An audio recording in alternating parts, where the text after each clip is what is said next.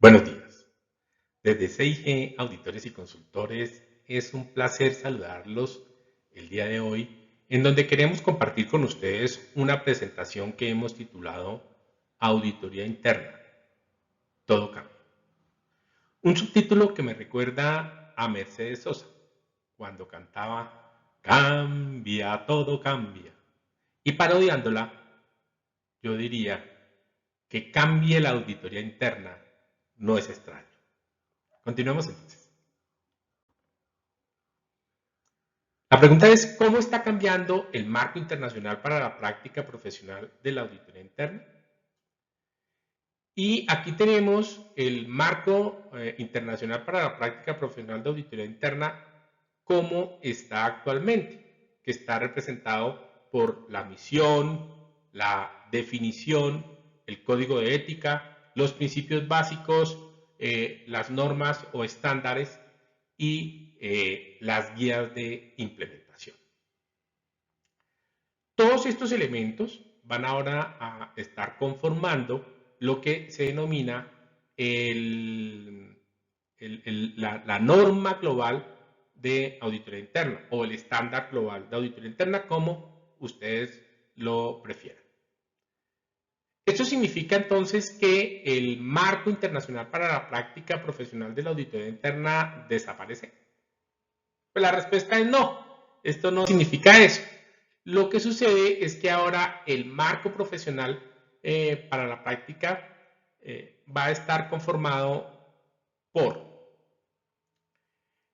los estándares globales de auditoría interna, los requerimientos para auditorías específicas y unas guías adicionales, temas en los que va a trabajar el instituto y que ya entiendo va muy avanzado.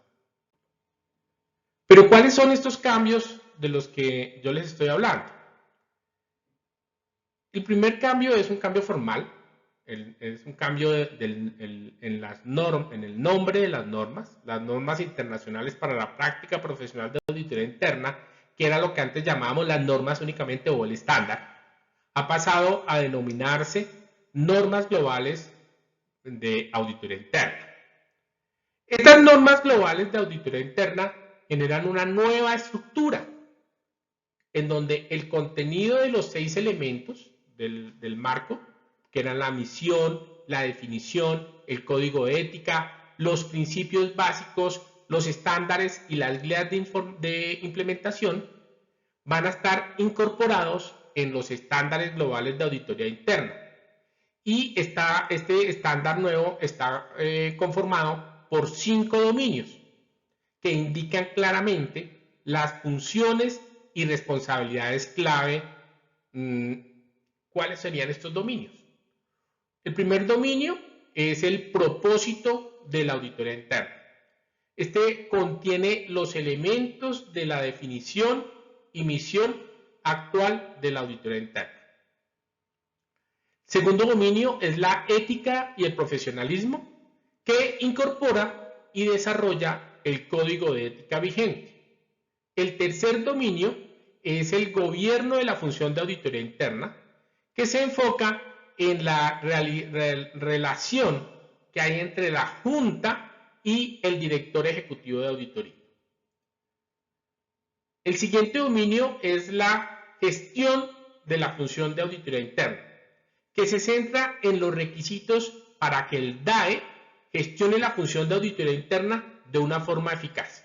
Y ya el último dominio es el del desempeño del servicio de auditoría interna, que se centra en la realización de compromisos de aseguramiento y asesoramiento. Aquí ustedes ya me oyen a mí una palabra nueva que es asesoramiento, porque ahí hay un cambio, ya no se habla de servicios de aseguramiento y consulta, sino servicios de aseguramiento y asesoramiento. El tercer tema en donde hay un cambio es en un nuevo apartado en cada norma, nuevos apartados en cada norma más bien. En general, los estándares globales de auditoría interna se diseñan para brindar más claridad y ayudar a los auditores internos a brindar un desempeño de alta calidad. Cada estándar va a incluir los requisitos del estándar, así como las consideraciones para implementar estos requisitos, que ofrecen las prácticas comunes y las preferidas para la implementación del requisito. Igualmente vamos a tener consideraciones para proporcionar evidencia de conformidad con el requisito. Y estos son básicamente ejemplos de formas recomendadas para demostrar que se ha implementado el requisito. Estas secciones incorporan información de las guías de implementación existentes, otras guías autorizadas e incluyen los matices necesarios para el sector público y las auditorías de empresas pequeñas.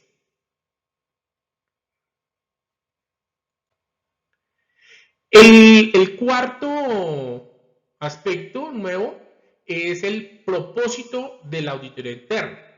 Y es que el propósito de la auditoría interna es el primer dominio en los nuevos estándares e incorpora la misión de auditoría interna, la definición de auditoría interna y por primera vez aborda cómo la auditoría interna ayuda a la organización a servir al interés público.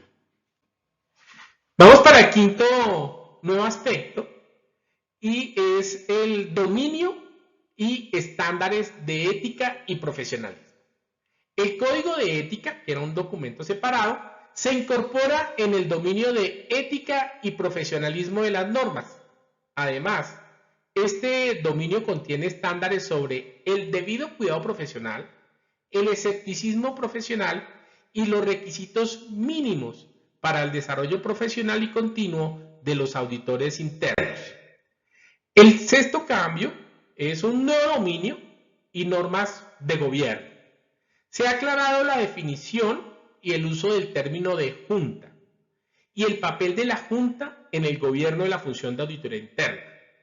Las responsabilidades de la junta relacionadas con la función de auditoría interna que estaban implícitas o indirectamente establecidas en las normas existentes se establecen de manera más directa y clara. Estas incluyen las responsabilidades relacionadas con la supervisión del desempeño del DAE y la función de auditoría interna. Y esto incluye también las evaluaciones externas de la calidad. El séptimo aspecto que vamos a mirar es un nuevo y diferente requisito para el programa de aseguramiento y mejora de la calidad. Hay nuevas aclaraciones y requisitos para el programa de aseguramiento y mejora de la calidad, incluida una descripción de los requisitos para la supervisión del programa por parte de la Junta y el requisito de que al menos un revisor en una revisión de calidad externa sea un auditor interno certificado.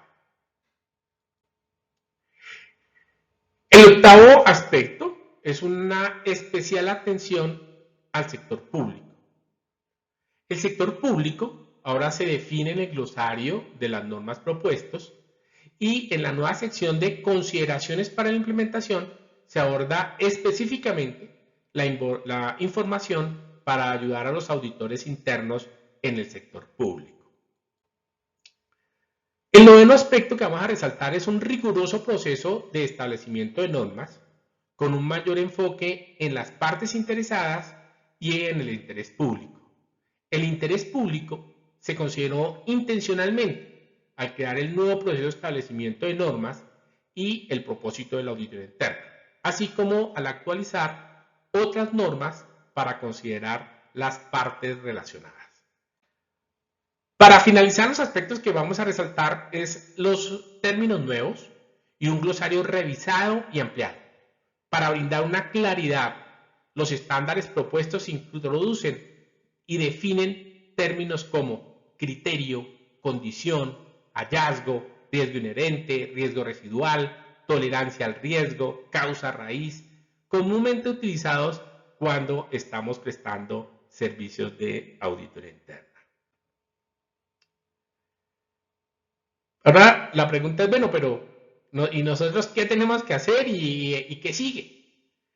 Pues el borrador de las nuevas normas globales de auditoría interna está puesta a consideración de todos y se esperan nuestros comentarios hasta el 30 de mayo. Entonces ahí es la invitación para que todas las prácticas o toda la práctica de auditoría interna pues haga sus comentarios y los envíe al instituto.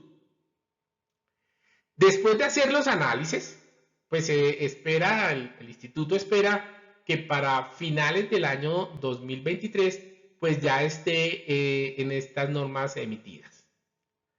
Algunos de los temas que nos están llamando a nosotros la atención para hacer comentarios es que los temas vistos desde la perspectiva del interés público pueden confundir las responsabilidades de nuestra práctica con la de los auditores externos. Entonces nos parece que es importante hacer esa aclaración. El estándar global de auditoría interna está muy orientado a los grandes conglomerados y parece que se quedará corto en los llamados que realiza a las especificaciones cuando nos enfrentamos a entidades de tamaño medio o pequeño. Solo 3 normas abordan este tema, es decir, menos el 6% de las normas que se están proponiendo.